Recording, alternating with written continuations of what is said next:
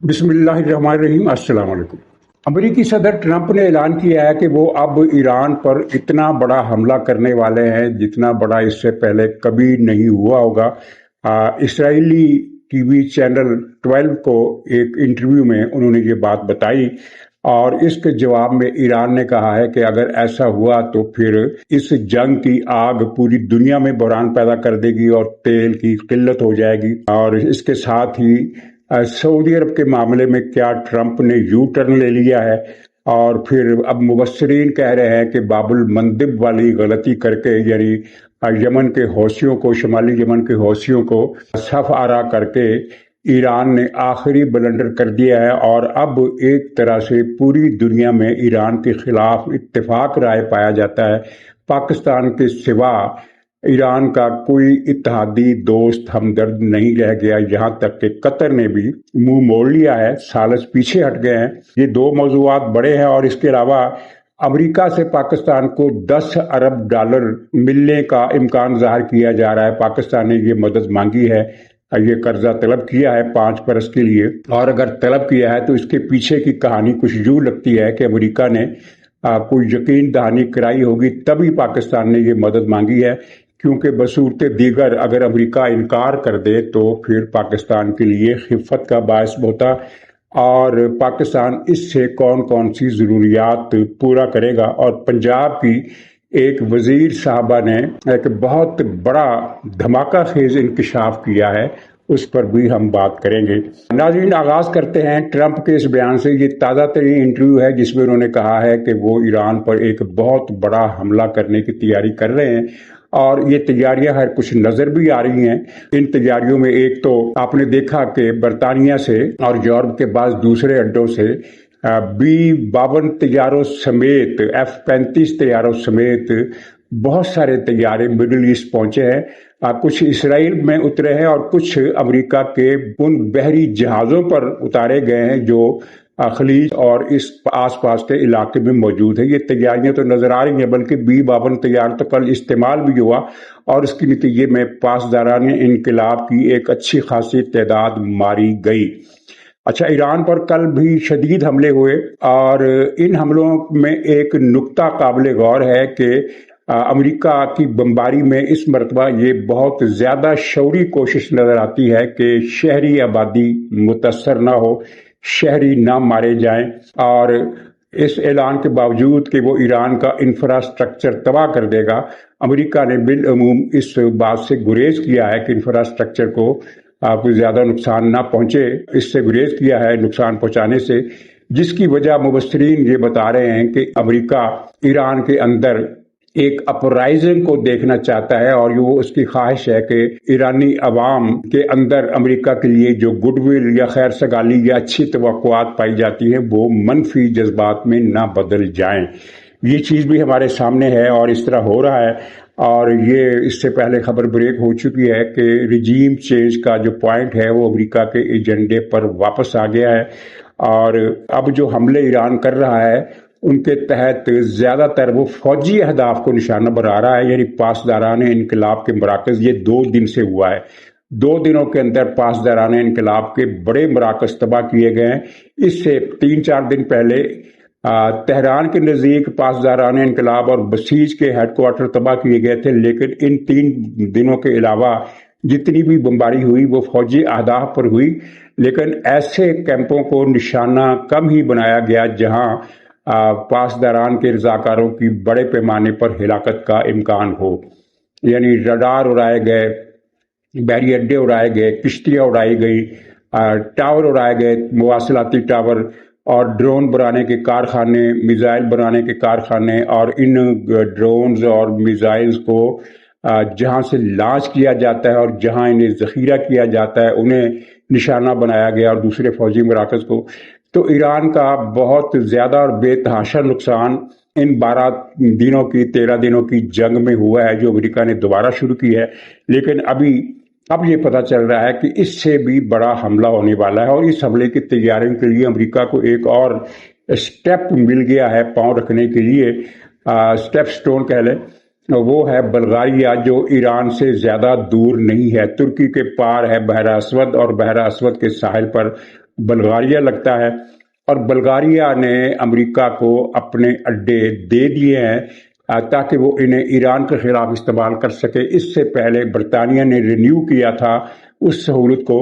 جو امریکہ کو اس کے اڈے استعمال کرنے کی اجازت دیتی تھی۔ تو یہ تیاریاں ہمیں بہت زیادہ نظر آ رہی ہیں۔ اچھا، اب جیسا کہ میں نے کل کہا تھا کہ حوثی پھنس گئے ہیں اور وہ سوچ رہے ہیں کہ کیا کریں کیا نہ کریں، لیکن وہ ہرمت قسم کے لوگ ہیں اور وہ کچھ نہ کچھ کر بھی سکتے ہیں۔ یہ پروگرام جب میں نے ریکارڈ کرایا تو اس کے تقریباً 1-1.5 گھنٹے کے بعد یہ خبر آ گئی کہ حوثیوں نے سعودی عرب کے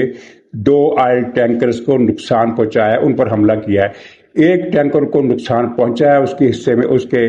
انجن والے حصے میں آگ لگی، جس کے بعد ظاہر ہے وہ جہاز ناکارہ ہو گیا، لیکن دوسرا جہاز ہٹ تو ہوا ہے لیکن اسے کوئی خاصا نقصان نہیں پہنچا۔ بہرحال حوثیوں نے اپنی طرف سے 2 جہازوں پر حملہ کیا ہے اور یہ بہت بڑی وائلیشن ہے، اور سعودی عرب نے، جب میں یہ پروگرام کر رہا ہوں، ابھی تک اس کا کوئی جواب نہیں دیا، لیکن اطلاعات یہ ہیں کہ وہ جواب دینے کی تیاری کر رہا ہے اور اس آپریشن میں امریکہ بھی اس کے ساتھ شامل ہوگا، بشرطے کہ حوثیوں نے ایک اور حملہ کر دیا تو۔ اگر وہ اور حملہ نہیں کرتے تو پھر امریکہ حوثیوں پر کوئی حملہ نہیں کرے گا۔ دوسری صورت میں ٹرمپ نے یہ کہا ہے کہ حوثیوں کے کسی بھی حملے کو ہم سمجھیں گے کہ یہ ایران کے کہنے پر ہوا ہے اور ہم اس کا ذمہ دار ایران کو قرار دیں گے اور ایران کو اس کی سخت سزا دیں گے۔ لیکن فی الوقت امریکہ نے حوثیوں کے خلاف کوئی کارروائی نہیں کی اور پاکستان کی طرف سے بھی کوئی بیان نہیں آیا کہ ہم کارروائی کریں گے، جس طرح کے امکان ظاہر کیا جا رہا تھا کہ اگر سعودی جہازوں پر حملہ ہوا تو پاکستان اس معاہدے پر عمل کرنے کا پابند ہو جائے گا جس کے تحت وہ سعودی عرب پر حملہ کرنے والے کو اپنی سرزمین پر حملہ آور تصور کرے گا اور اس کو جواب دے گا، لیکن ایسا نہیں ہوا۔ کہا یہ جا رہا ہے کہ سعودی جہاز سعودی سرزمین نہیں ہے، یہ پاکستان کی طرف سے کچھ حلقوں نے یہ کہا ہے، سرکاری حلقے کہہ لیں یا ان کو نیم سرکاری حلقے کہہ لیں، اگرچہ یہ بات سمجھ میں نہیں آتی کہ اگر اس کا مطلب یہ ہے کہ اگر پاکستان کے جہازوں پر حملہ ہوتا ہے تو اسے بھی پاکستان کی سرزمین پر حملہ تصور نہیں کیا جائے گا۔ اور کچھ لوگ کہتے ہیں کہ پاکستان ایران کو ناراض نہیں کر سکتا، چنانچہ اگر حوثیوں نے سعودی عرب پر حملہ کر دیا تو بھی پاکستان کوئی نہ کوئی راہ نکال لے گا، جوابی کارروائی کرنے سے گریز کرنے کی کوئی نہ کوئی راہ نکال لے گا۔ تو یہ صورتحال ہے۔ بہرحال مجموعی طور پر جو نقشہ بن رہا ہے وہ یہ ہے کہ امریکہ نے بڑے حملے کے لیے، بہت بڑے حملے کے لیے اپنے اہداف طے کر لیے ہیں اور ان اہداف میں وہ پہاڑی بھی شامل ہے جس کو پک ایکس پہاڑی کا نام دیا گیا، اور جہاں امریکہ کا یہ دعویٰ ہے کہ ایران نے اپنے سارے سینٹریفیوجز بلکہ یورینیم بھی وہاں ذخیرہ کر دیا ہے، اور وہ 300 فٹ گہری کھدائی کر کے اس نے یہ کام کیا ہے، جس کا مطلب یہ ہے کہ امریکہ کے بلاک بسٹر بم اس پر نقصان نہیں پہنچا سکتے۔ تو کچھ لوگوں کی یہ قیاس آئی ہے کہ چھوٹا ایٹمی ہتھیار استعمال کیا جائے گا۔ چھوٹا ایٹمی ہتھیار جسے اسٹریٹجک ویپن بھی کہتے ہیں، وہ ایک خاص چھوٹے سے دائرے کے اندر تباہی پھیلاتا ہے اور اس کی تابکاری اس دائرے سے باہر نہیں جاتی۔ یعنی مثال کے طور پر 1 میل کا ریڈیس ہو، آدھی میل کا ریڈیس ہو، 1 فرلانگ کا ریڈیس ہو، اس سے بھی چھوٹا ریڈیس ہو، تو اتنے چھوٹے ہدف تک کے لیے بھی ایٹمی بم بنائے گئے ہیں جو اس سے زیادہ نقصان نہیں کر سکتے۔ مطلب یہ ہے کہ اگر اس پہاڑی پر کوئی اس طرح کا نیوکلیئر اسٹریٹجک ویپن چلایا جاتا ہے تو اس پہاڑی کے ارد گرد کے علاقوں کو، شہری علاقوں کو تابکاری کے خطرے کا سامنا نہیں ہوگا۔ تو یہ اطلاعات ہیں۔ اب دیکھیے اب صبح کیا ہوتا ہے یا کل کیا ہوتا ہے، کیونکہ ٹرمپ کا جس طرح اعلان آیا ہے انہوں نے میسو کے الفاظ استعمال کیے ہیں، میسو۔ اس سے پہلے میسو کا لفظ انہوں نے استعمال نہیں کیا، یہ کہا تھا کہ پہلے سے زیادہ بڑا حملہ کریں گے، یعنی بگر اٹیک کریں گے، بگر، لیکن اس مرتبہ میسو، میسو کے معنی میں بھرپور کا تاثر بھی آ جاتا ہے، آپ کی علم ہے۔ اچھا، اب ایک خبر ہے کہ پاکستان نے امریکہ سے $10 ارب مانگے ہیں 5 سال کے ادھار پر، یعنی کہ 5 سال کے اندر یہ ہمیں دیں اور اس کے بعد پھر ہم اس کی واپسی کا سوچیں گے۔ یہ خبر اخبارات میں آئی ہے، ڈان نے بھی چھاپی ہے، اور ریوٹر نیوز ایجنسی، جس کو ہم لوگ رائٹر پڑھتے ہیں، عام طور پر عادت پڑ گئی اسے رائٹر پڑھنے کی ہے، تو یہ ریوٹر کی یہ خبر ہے جس کی تردید یا تصدیق پاکستان کی گورنمنٹ نے نہیں کی، لیکن کہا یہ جا رہا ہے کہ پاکستان نے یہ درخواست کی ہے اور یقیناً یہ درخواست اس اعتماد کے ساتھ کی ہوگی کہ انکار نہیں ہوگا، یعنی اس سے پہلے کچھ باتیں درون خانہ طے ہو چکی ہوں گی جس کے بعد یہ رقم مانگی گئی ہے۔ تو یہ رقم پاکستان کی کون سی ضروریات پوری کرے گی؟ اس سے پہلے دو خبریں میں آپ کی خدمت میں پیش کرتا ہوں کہ شہباز شریف صاحب نے سینئر سرکاری افسروں کی الاؤنسز میں اضافے کے لیے 1 ارب 80 کروڑ روپے ان کے حوالے کر دیے ہیں۔ 1 ارب 80 کروڑ، اور یہ وہی افسر ہیں جن کی تنخواہوں میں پچھلے بجٹ میں اور اس سے پہلے بجٹ سے بھی پہلے پچھلے سال 6 سے 9 گنا تک اضافہ کیا تھا۔ 6 گنا اضافے کا مطلب یہ ہے کہ جس کی تنخواہ فرض کیجیے 3 لاکھ تھی تو شہباز شریف کی اس سخاوت عظما کے بعد ان کی تنخواہ 18 لاکھ روپے ہو گئی، اور پھر ججوں کی تنخواہوں میں جو اضافہ کیا گیا وہ بھی عدیم النظیر تھا۔ Chairman senate, speaker, deputy speaker, ارکان اسمبلی، وزراء، معاونین خصوصی، ان کی تنخواہوں میں بھی بے حد و حساب اضافے کیے گئے۔ تو اب ان افسروں کو مزید نوازا گیا ہے 1 ارب 80 کروڑ روپے کی تنخواہ یا الاؤنسز دے کر۔ اور اس کے علاوہ چیئرمین وابڈا کے بارے میں یہ کہا جاتا ہے کہ انہوں نے وزیر اعظم سے کہا کہ جناب مجھے ایک ہیلی کاپٹر چاہیے۔ وزیر اعظم نے کہا کیوں چاہیے؟ انہوں نے کہا کہ میں نے ڈیم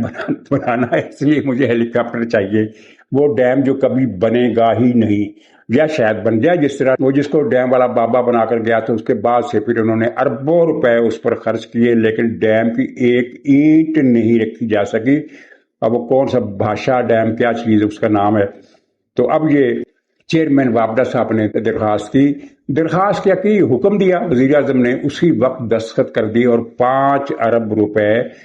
اس ریٹائرڈ بزرگوار کو عطا فرما دیے کہ یہ لو عیش کرو۔ اور اب یہ جو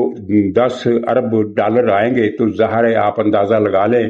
کہ اس طرح کی کتنی ضروریات ہوں گی جو پوری ہوں گی، کتنے مستحقین ہوں گے جو بیچارے اتنے غریب ہیں، اتنے مسکین ہیں کہ 1 ارب 5 ارب روپے کے لیے ترس رہے ہیں۔ ان سب کی ترساہٹ اب جو ہے وزیر اعظم شہباز شریف کو پورا کرنے میں آسانی ہو جائے گی۔